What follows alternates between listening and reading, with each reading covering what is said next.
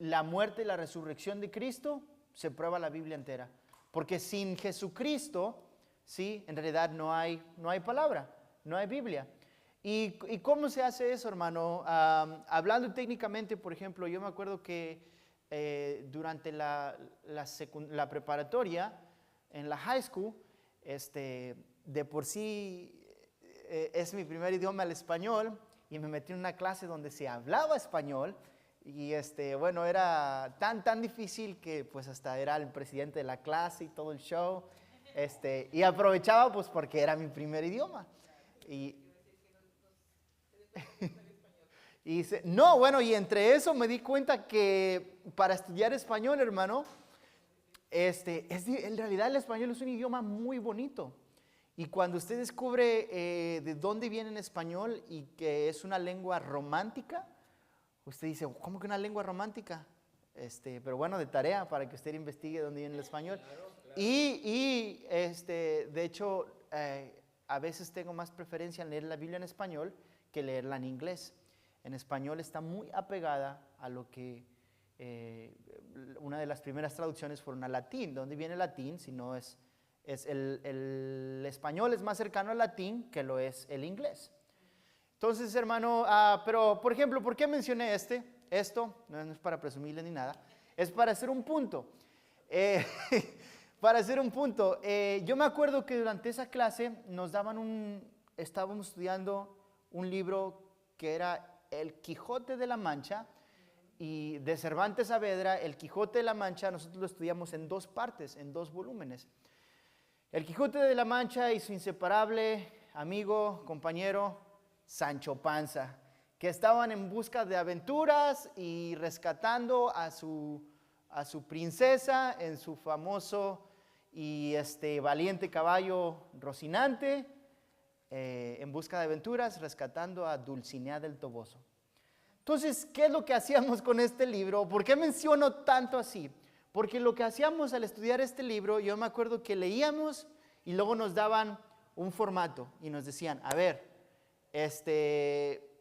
¿qué significa o por qué Don Quijote peleó contra los molinos del viento? Y que él pensaba que eran gigantes. Entonces ya uno tenía que meterse a analizar y decir, a ver, ¿dónde está que por qué él se imaginó que eran gigantes? Cuando el lector sabe que eran unos molinos de viento, eran unas aspas que estaban girando, era todo. Pero este caballero andante decía que eran unos gigantes y tenía que vencerlos para rescatar a Dulcinea.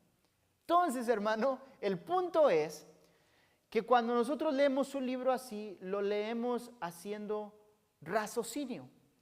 La Biblia, hermano, aunque es un libro que está inspirado por el Espíritu Santo, y aún eso es por parte del autor y por parte del lector, aún se pide iluminación, ¿sí? Claridad al Espíritu Santo para poder entender lo que estamos leyendo.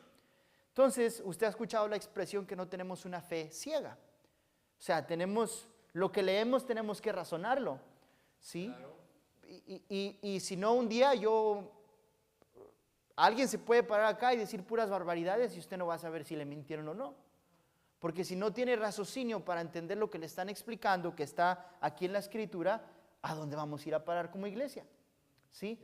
Por eso Pedro, hermano, lo último que leímos, y de hecho es la Escritura que busqué ahorita, en 2 de Pedro 1:20, por eso decía Pedro, 2 Peter 1:20, it says, knowing this first, that no prophecy of Scripture is of any private interpretation. For prophecy never came by the will of man, but holy men of God spoke as they were moved by the Holy Spirit. Pedro está diciendo, nada de lo que nosotros hablamos es de interpretación privada, de interpretación personal, ¿sí? Y despego con eso porque, por ejemplo, de eso, hermano, hoy pareciera que la iglesia de Jesucristo le abundan falsos maestros, falsos pastores, que toman la Biblia como una interpretación personal. o como una interpretación privada. En otras palabras, no dejan que la propia Escritura interprete lo que la Escritura nos está diciendo.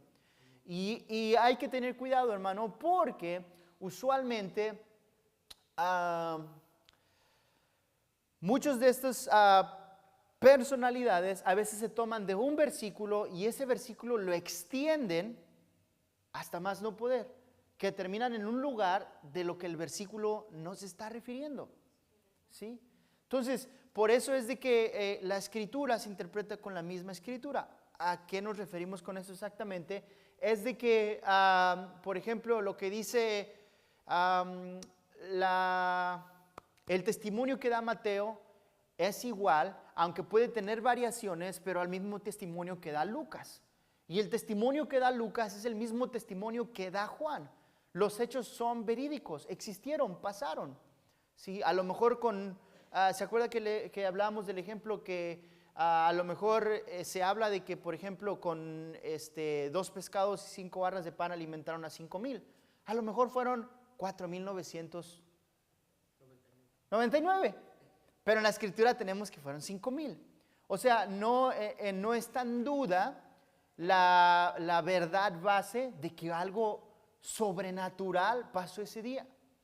¿Sí? Entonces, hay que interpretar la Escritura, hermano, con la propia Escritura. Hablamos de que Jesucristo mismo, de hecho, Él lo hacía de esa manera. Pero, ¿cómo es que tenemos otra vez la respuesta? ¿Cómo es de que, o la pregunta, cómo es de que terminamos con Mateo, con las cartas de Pablo y con esto? Primero, tenía que ver con el autor, hermano. Leemos o entendemos que el autor tenía que ser un discípulo directo de Jesucristo o un discípulo, un estudiante de un discípulo de Jesucristo. Casi la mayoría de esto, hermano, se escribió dentro de los primeros años que Jesús estuvo con vida. ¿Sí? Entonces, tenía que ser un discípulo directo, tenía que tener el autor, tenía que ver el contenido del libro o el contexto del libro. ¿A qué nos referimos con eso, hermano? Que, por ejemplo, llegaba una carta a una iglesia y le llegaba, por ejemplo, una carta de Pablo, por así decirlo. Y Pablo escribía algo en su carta, ¿sí? Pero ellos ya habían leído los escritos de Mateo, por utilizarlo como un ejemplo, el libro de Mateo. Entonces ellos veían que no había contradicción en lo que escribía Pablo y lo que había escrito Mateo, ¿sí? O lo que había escrito Lucas y Pablo, o en Romanos, y no había ninguna contradicción entre esos libros. Entonces, por eso el autor de quien escribía la Biblia era importante, hermano. Ahorita no hay nueva revelación, no hay nuevas interpretaciones, sino solamente una. Y con eso hay que tener cuidado, hermano, porque, por ejemplo, si nosotros leemos un versículo, de todos los predicadores que usted pueda escuchar que desarrollan un tema de un versículo, solamente hay una verdad, hermano, y solamente hay una interpretación verídica de lo que está dando ese versículo. Puede haber muchos ejemplos de esa verdad, pero solamente una verdad de lo que está comunicando el versículo que están leyendo. Ahora, no quiero decir que de entre todos los predicadores que van a predicar de eso, solamente uno es verdad. No, tal vez si todos están en una doctrina bien fundada, todos están hablando con la verdad, utilizando diferentes ejemplos, pero partiendo de una misma verdad base. No sé si se explica eso. Sí, o sea, la esencia de la Escritura es la misma. ¿Sí? Entonces, por ejemplo, yo no puedo agarrar un versículo, esto se hace mucho con versículos, por ejemplo, que hablan del dinero. ¿Sí? Y hace poco miramos qué es una prosperidad realmente fundada bíblica. Pero hay muchos vividores que sacan esa verdad y que dicen, no, es que la prosperidad, entre más tú traigas, más Dios te da. Y es más, si me das una mochada a mí, Dios más te bendice. O sea, sacan una verdad fuera de contexto que ya no es. Y si pone usted atención, hermano, en muchas iglesias abundan este tipo de personas. Y desgraciadamente son iglesias que están llenas, incluso domingos en la tarde. Le voy a decir por qué.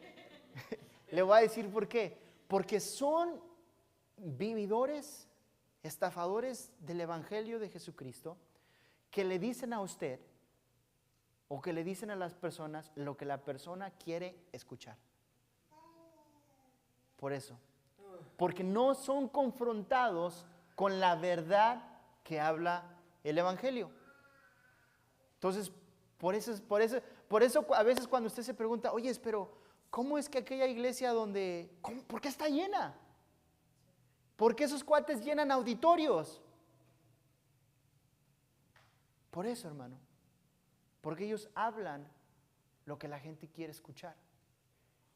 No son confrontados con la verdad de Jesucristo. ¿Sí? Entonces, por ejemplo, aquí en esto mismo que leímos, otra de la manera, en Pedro, por ejemplo, Pedro, antes de llegar a esta escritura en el versículo 20, cuando él dice, bueno, es que la escritura no es para interpretarla yo mismo a mi manera, en pocas palabras está diciendo Pedro, sino se nos ha sido revelada. Y Pedro da algo bien interesante. Pedro dice, de hecho, nosotros escuchamos, y fíjese con qué va a justificar Pedro que la escritura es verdad. Desde el versículo 16, Pedro nos da un discurso y dice que en el 17, it says, for he received from God the Father honor and glory when such a voice came to him from the excellent glory. And this is what the voice said. Esto es lo que la voz dijo. This is my beloved Son, in whom I am well pleased. And we heard this voice. Peter is saying, we heard this voice. This thing really happened. We heard this voice, which came from heaven when we were with him on the holy mountain. Pedro está diciendo, miren, esto de Jesucristo no es ninguna fábula. Esto no es una mitología griega. Esto pasó. Dice, habemos testigos que de alguna manera sobrenatural escuchamos una voz del cielo que dijo, he aquí mi Hijo amado en quien tengo complacencia. Cuando Juan nos narra esto, hermano, se recuerda que estamos viendo que Jesús está a punto de ser bautizado y de repente desciende el Espíritu Santo como en forma de paloma sobre Jesús y se escucha la voz. Hay testigos, más o menos como lo que le pasó a Pablo. Hubo testigos de que se escuchó algo del cielo, una voz diciendo, he aquí mi Hijo amado en quien yo tengo complacencia. Sí.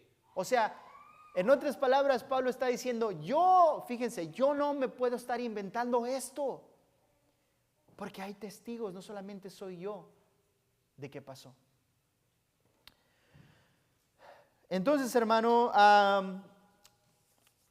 el autor es muy indispensable, el contenido del autor, o el contenido tiene que haber un is de cómo leer para que, por ejemplo, Mateo fuera aceptado. Ahora, cuando me refiero que fue aceptado, me refiero que, aunque es palabra inspirada de Dios, hermano, cuando me refiero que fue aceptado, me estoy refiriendo que fue aceptado por la iglesia primitiva y por aquellos mismos discípulos que caminaron con Jesucristo.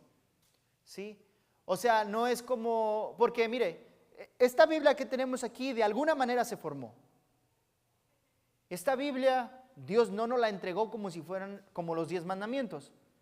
Dios no nos dijo, mira, esta Biblia y la Reina Valera en específico, léanla. No. Había la mayoría de los profetas de la Torá. pero no del Nuevo Testamento. Entonces, de alguna manera tuvo que existir una recopilación del Nuevo Testamento. Y esa fue la manera, que la misma iglesia primitiva, ¿sí?, el Espíritu Santo les daba el entendimiento para decir, wow, esto que nos escribió Pablo es poderoso, glorifica a Dios. ¿Y quién lo escribió? No lo escribió por ahí alguien que... No, lo escribió Pablo. Ah, no, pues sí. Si es Pablo, más vale que prestemos atención. ¿Sí? Entonces el autor y el contenido importaba mucho, hermano. Tenía que ser aceptado universalmente. Por ejemplo, que una letra de Pablo, o primera, segunda de Corintios, créalo o no, era aceptado universalmente. ¿A qué se refiere con eso? Que la iglesia en Jerusalén, la iglesia en Corintio, los Gálatas, todos verificaban y sabían que lo que estaban leyendo era inspiración de Dios. O sea, no hubo uno que dijo, no, ¿sabes qué? Esta carta de Pablo no es. De esa manera identificaban, hermano. Tenía que ser aceptada universalmente. Tenía que ser aceptada, hermano, por los fundadores, por así ponerlo, de la iglesia, los forefathers de la iglesia. Y ¿quiénes eran los forefathers de la iglesia? Bueno, literalmente los fundadores de la iglesia caben ahí los mismos discípulos, y los estudiantes de los discípulos, esa primera y segunda generación, son los que son reconocidos oficialmente como los fundadores de la iglesia. ¿Sí? No estamos hablando de fundadores que fue algún papa o que fue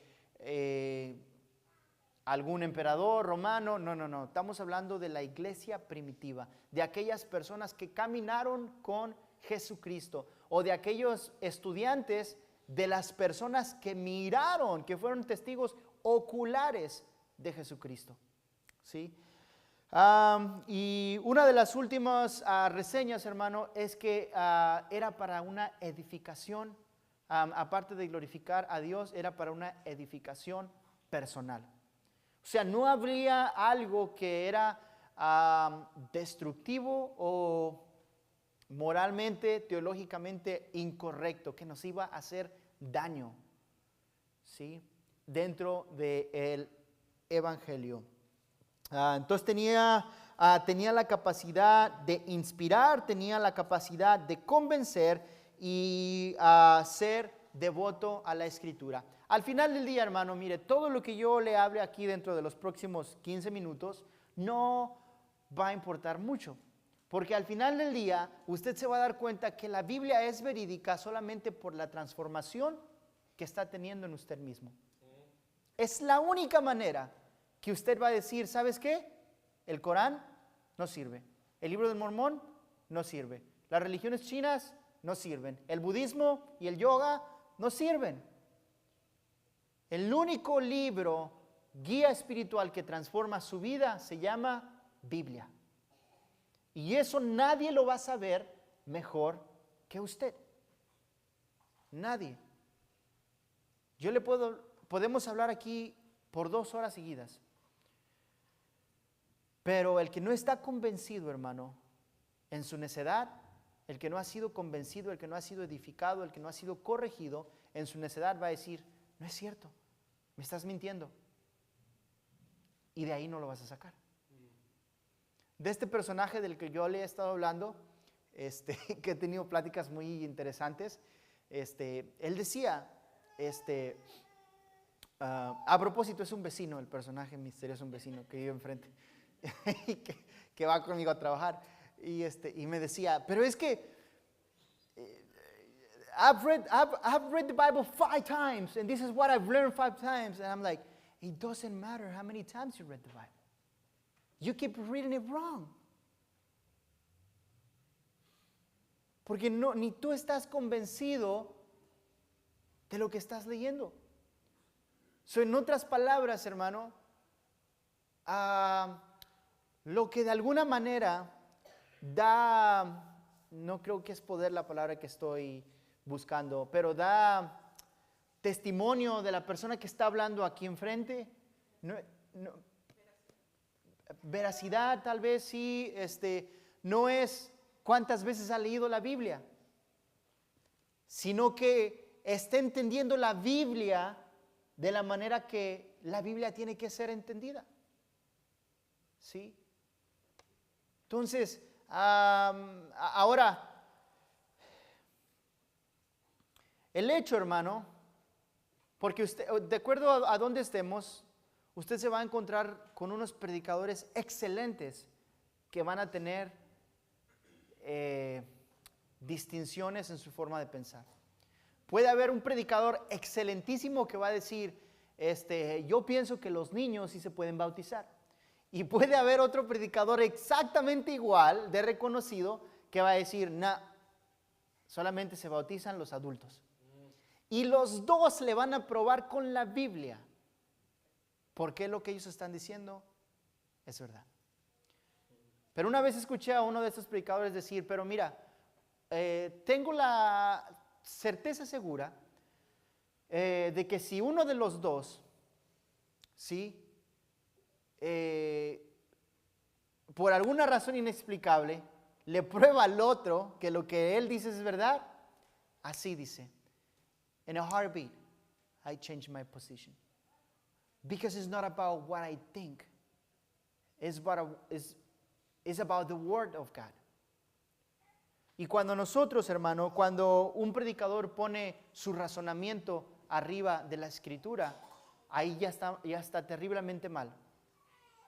Porque es imposible poner tu razonamiento de una mente finita más arriba que la propia palabra de Dios. No se puede. No terminas bien. ¿Sí? Entonces, hermanos, de esa manera se escogieron, así si lo discutimos rápidamente, los libros. Si vamos al libro de Juan, hermano, en el libro de Juan,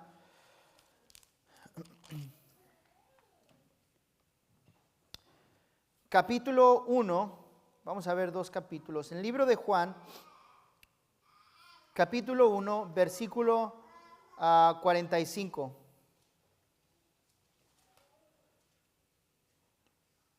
John chapter 1, verse 45. It says, Philip found Nathanael and said to him, we have found him, of whom Moses in the law and also the prophets wrote, Jesus of Nazareth, the son of Joseph.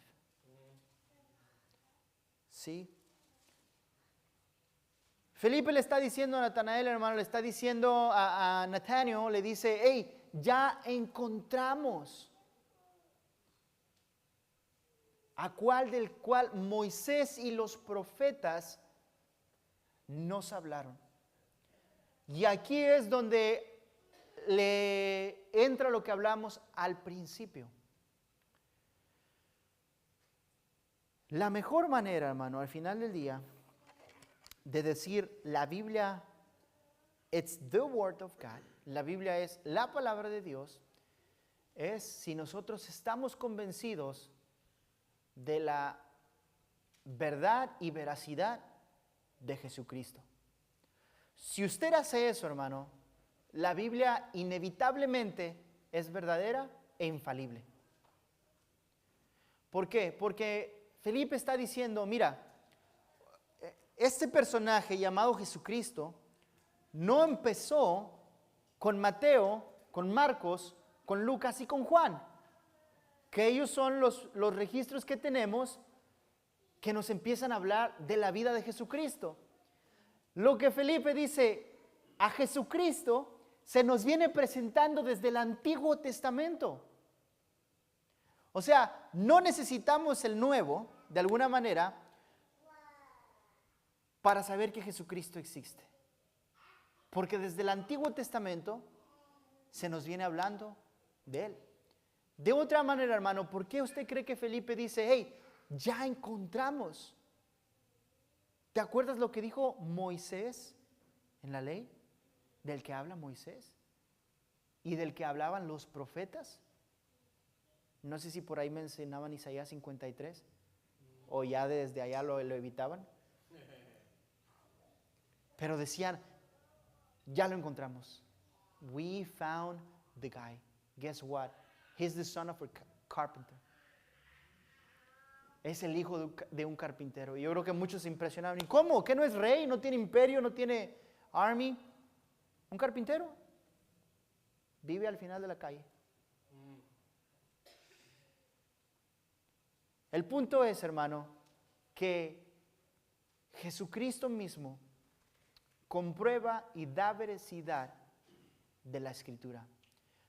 Pero a la misma vez, la Escritura comprueba y es testigo de la verdad de Jesucristo. Vamos al capítulo 5 de Juan, hermanos. Capítulo 5 de Juan, John chapter 5, verse 40.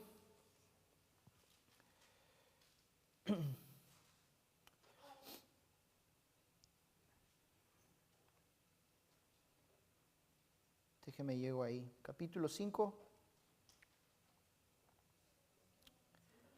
versículo 39. Verse 39.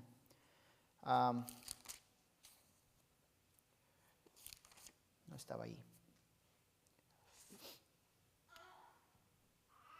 Al empezar, hermano, de hecho esa escritura dice the fourfold witness. Lo dice en inglés, en español no estoy muy bien seguro cómo dice. Pero aquí lo que Juan está diciendo es que la escritura misma, hermanos, funciona como un testigo verídico de Jesucristo. ¿Por qué? Porque en el judaísmo, hermano, importaban mucho los testigos. ¿Por qué cree que cada vez que acusaban a alguien, ellos hasta sobornaban para decir, di que tú los miraste? Y bastaba con uno, hermano, muchas veces para hacer las fechorías que tenían que hacer. Porque ellos decían, un testigo, y entre más sea su reputación alta, mejor. Sí. Así apedrearon a Esteban. Hey, este anda diciendo barbaridades y no sé qué. Y dijeron, solamente con uno que diga que alborote al pueblo. Y así acabaron con la vida física de Esteban. Pero Jesucristo, hermano, de la misma manera lo dice. Y él empieza diciendo, hermano, él dice, bueno, ustedes tuvieron primero a Juan, ¿sí? El cual daba verdad, el cual daba testimonio de la verdad. Mas no lo aprobaron, ¿sí? Y luego Jesucristo dice, pero si Juan no es suficiente, yo tengo otro testigo que a mí me comprueba como el verdadero Mesías. Él decía, mis obras, las obras que yo hago son otro testigo de mi verdad o de mi veracidad. Las obras de Jesucristo. Póngase a pensar, hermanos, en la iglesia moderna, ¿son sus obras testigo de que usted es cristiano o no lo son? ¿O solamente su palabra? Escuchaba un hermano que decía, a usted le van a llamar dependiendo a quién imite. Si usted es cristiano, va a ser cristiano. El hermano utilizaba su nombre para hacer el ejemplo, ¿verdad? Por ejemplo, si usted imita, lo digo de esta manera, si usted imita a Martín, es martiniano. Él decía así. Entonces, si usted imita a Jesucristo, es cristiano. Las obras de Jesucristo daban testimonio del que lo mandó, del Padre. Y luego Jesucristo dice, pero por si Juan no fuera suficiente, y aparte mis obras no son suficientes, que ustedes están acusando que son obras del maligno, encima de todo, dice, el Padre que está en los cielos dio testimonio de mí. Y ahí es donde Pedro dice, y vemos la narrativa de Juan, cuando se abren los cielos y dice, he aquí mi Hijo amado, en quien tengo complacencia. Dígame, hermano, usted, si eso no es que el Padre está dando testimonio del Hijo. Sí lo es. Y por último, hermano, Jesucristo dice las Escrituras mismas. En inglés, en el versículo 39, it says, "You search the Scriptures, because you think that in them you have eternal life. It is these that testify about me." Él les dice, hermano, al pueblo, les dice a los judíos, dice, ustedes escudriñan las Escrituras, ustedes se van a la ley de Moisés y ustedes se van a estudiar a los profetas, ustedes fariseos, escribas, ustedes que son maestros de la ley, ¿cómo no se dan cuenta que todas estas Escrituras están testificando del que tienen de delante de ustedes? O sea, no había Mateo, no había Marcos, no había Lucas, no había Juan, no había las cartas paulinas, no había Pedro, no había revelaciones. Solamente el Antiguo Testamento. Y Jesucristo dice, y esos dan testimonio de quién soy yo. Entonces, and he goes on and he says, "And you are unwilling to come to me so that you may have life. I do not receive glory from man, but I know you, that you do not have the love of God in yourselves. I have come in my Father's name, and you do not receive me. If another one comes in his own name, you will receive him. How can you believe when you receive glory from one another and do not seek the glory that is from the one and only God? Do not think that I will accuse you before the Father." And this is amazing.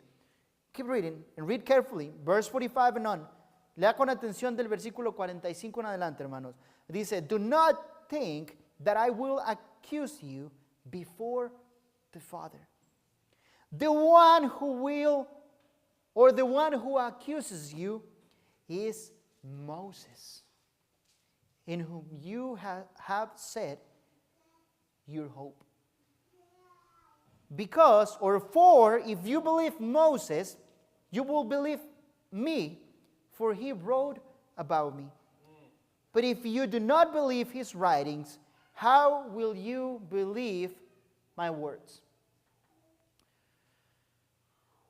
Jesús, hermano, les pone una planteación y una fundación que los judíos no pueden refutir. Y si lo hacen, es porque, dice Jesús, el amor del Padre, el amor de Dios, no está en ellos. Así de sencillo lo pone Jesucristo. Si no crees, es porque el amor del Padre no está en ti. Y Él dice,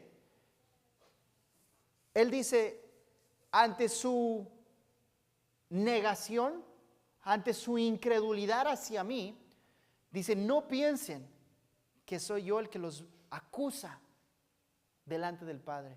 Dice, no.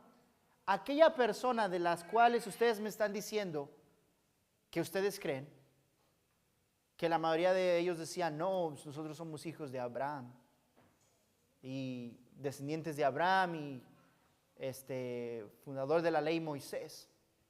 Y Cristo les dice, bueno, yo no soy el que los está acusando. Moisés mismo es el que va a acusar sus conciencias, porque Moisés habló de mí.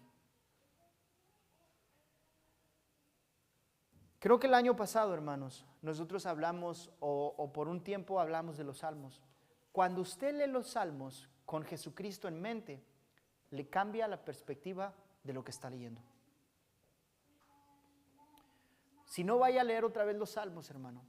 Lea el Salmo 23, Salmo 26. En sí, la mayoría. Sí. Tenían un contexto histórico que se apegaba al momento en el que se estaba leyendo la Escritura, pero cuando usted lee algunos de los salmos ante la revelación de la escritura completa, que ahora tenemos la revelación de Jesucristo en el Nuevo Testamento, usted se da cuenta que todos esos salmos hablan de Jesucristo. Cuando leemos el salmo que dice, el Señor es mi pastor, ¿qué pastor? Nada me faltará. Es Jesucristo el que se predicaba en el Antiguo Testamento. Entonces, hermano, ahora históricamente, hermano, hay evidencia y media, por utilizar una palabra, de la veracidad histórica de Jesucristo. Historiadores, hermano, que se dedican literalmente en eso en sus vidas, han descubierto inmensidad de evidencia que comprueban que hubo un hombre que se llamó Jesucristo, que existió en cierto punto en la historia, que murió y que luego fue visto por más de 500 personas, que resucitó. O sea, hay evidencia, hermano. O sea, ¿y quién nos habla de Jesucristo más que en la Biblia? Claramente, si no son los evangelios.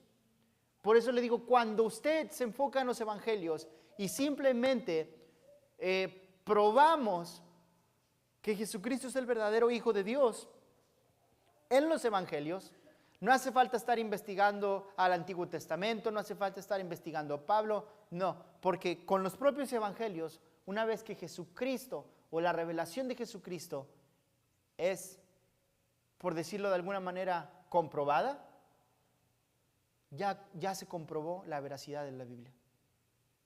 Y como le digo, a la misma vez, la Biblia comprueba la veracidad de Jesucristo.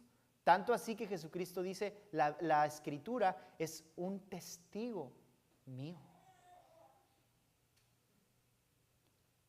Entonces, hermano, desde el Antiguo Testamento se nos viene hablando de Jesucristo. ¿Cómo se salvaba la gente después de Jesucristo? Por fe en Jesucristo. ¿Cómo se salvaba la gente antes de Jesucristo? Por fe en Jesucristo.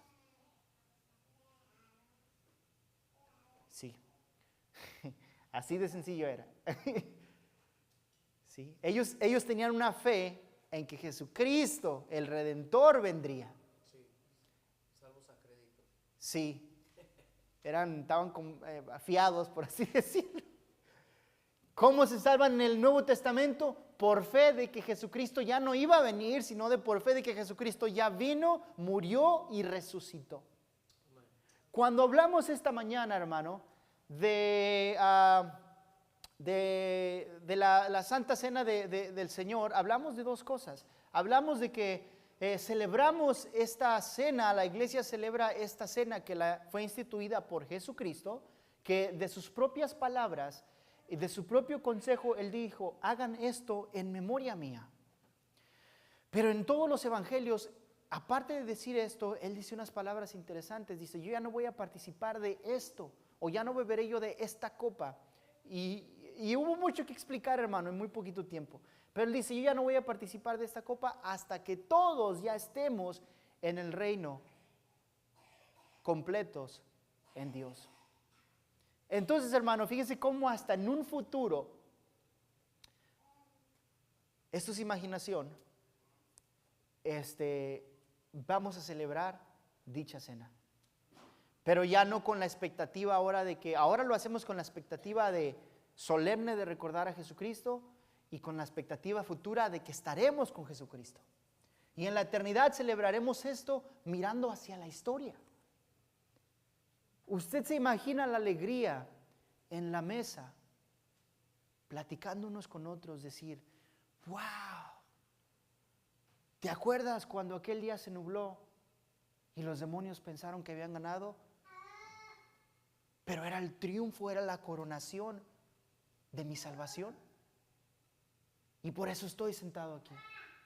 ¿Te acuerdas cuando teníamos la cena en Nueva Canción en el 2025 y que anhelábamos que Cristo vendría? ¿Te acuerdas? Y muchos de nosotros vamos a decir, eso fue hace mucho tiempo. Porque ya pasó. Porque ya estamos en la eternidad con Él. Ya se enrolló todo. Dice Corintios, ya Jesucristo ya entregó las llaves del reino, ya cumplió su misión, ya su iglesia ya no está en el milenio, ya estamos con Dios en la eternidad. Estando con Dios por millones y billones de billones y hasta la eternidad. En una postura santa y glorificada con Dios que no va a acabar, hermano. Acuérdese, hermano. Seguido menciono esto. El propósito de la iglesia es glorificar a Dios. Por eso, hermano, yo quiero pensar que por eso cada uno de nosotros estamos sentados aquí. Y es más, no solamente nosotros, sino que una compañía de ángeles, dice la Escritura, ponen atención a lo que se habla acá, a la gloria que se le da al Dios de poder. Recuerde eso, hermano. Estamos seguros en las manos de Dios. Nosotros podemos confiar plenamente en la Escritura que Dios ha revelado y en la Escritura que Dios ha mantenido hasta el 2025.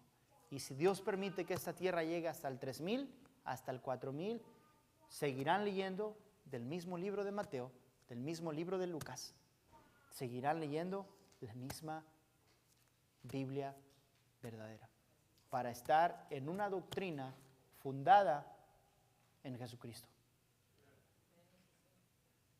Estas son verdades eternas, hermano. Lo que usted está leyendo aquí, cuando usted lee el Antiguo Testamento, esas son las verdades que leía Jesucristo. Con esas mismas verdades Jesucristo reprendía. Con esas mismas verdades Jesucristo enseñaba. Cuando usted lee Génesis, cuando usted lee Isaías, Ezequiel, Daniel, Jesucristo leyó los rollos. Los discípulos leyeron los rollos de la Escritura. Su palabra, dice Apocalipsis, no pasará. Todo va a pasar. Su palabra no. Y no es de que este libro no se pueda quemar. Si lo echo al fuego se quema. Pero acuérdense que Juan dice que la palabra es Dios mismo. Y que Dios mismo, o que Jesucristo es Dios mismo. Jesucristo nunca pasa. Por eso la Escritura nos dice que la palabra, la revelación de Jesús nunca pasará. Amén. Señor, te damos gracias, Dios. Gracias por tu revelación, Señor. Gracias, Dios, porque nos has dado tu palabra, Señor. Nos das la Escritura, Dios, para que nosotros podamos leerla, Señor. Espíritu Santo, gracias por darnos la claridad que necesitamos para leerla, Señor. Por darnos la claridad que necesitamos para entenderla, para aplicarla a nuestra vida, Dios. Gracias por tu misericordia. Gracias, Señor, por el sacrificio. Ayúdanos, Señor, a que como tú decías, que Juan fue testigo, que el Padre es testigo, que la Escritura es testigo, que tus obras fueron testigos, Señor. Ayúdanos, Dios, a nosotros mismos también ser testigos, Dios, de que tu Espíritu vive en nosotros, Señor. Gracias por tu provisión, gracias por tu misericordia, gracias, Señor, por el regocijo, Dios, de ser llamados tus hijos. Gracias, Señor. En el nombre de Cristo Jesús, nuestro Señor. Amén.